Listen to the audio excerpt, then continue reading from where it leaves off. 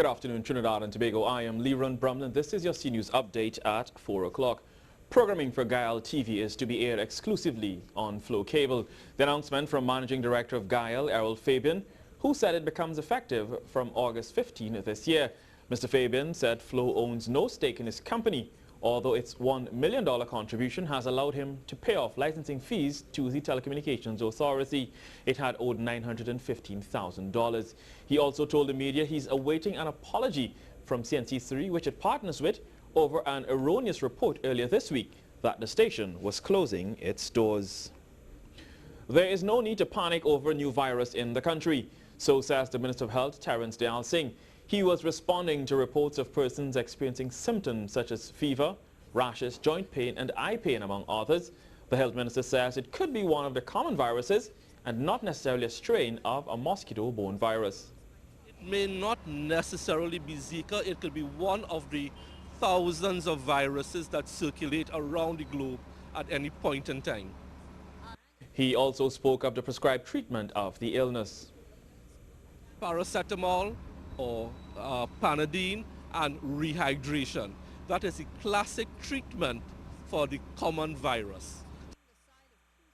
In other news, disgruntled PTSC bus drivers showed up at today's launch of free Wi-Fi on buses. The workers say they're frustrated over the non-payment of back pay owed to them since 2011.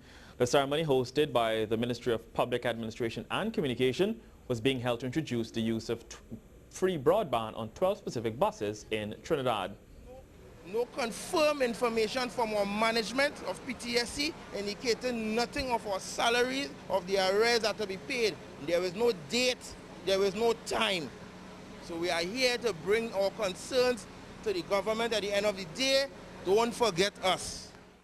Meanwhile, Minister of Transport Fitzgerald Hines and the General Manager of PTSC, Ronald Ford, held a meeting with the workers. They say the first tranche of payment would be made by next Tuesday.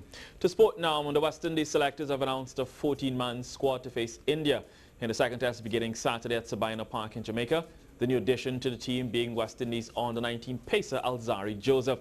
The full squad includes Jason Holder as captain, Craig Braffett vice-captain, Devendra Bishu, Jermaine Blackwood, Carlos Braffett, Darren Bravo, Rajendra Chandraker, Roston Chase, Miguel Cummins, Shane Dowrich, Shannon Gabriel, Alzari Joseph, Leon Johnson and Marlon Samuels.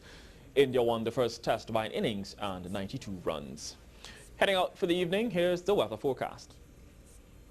Look for changing conditions through this evening, as overnight we'll likely see some cloudy spells with showers coming through after midnight, particularly over Tobago and eastern Trinidad.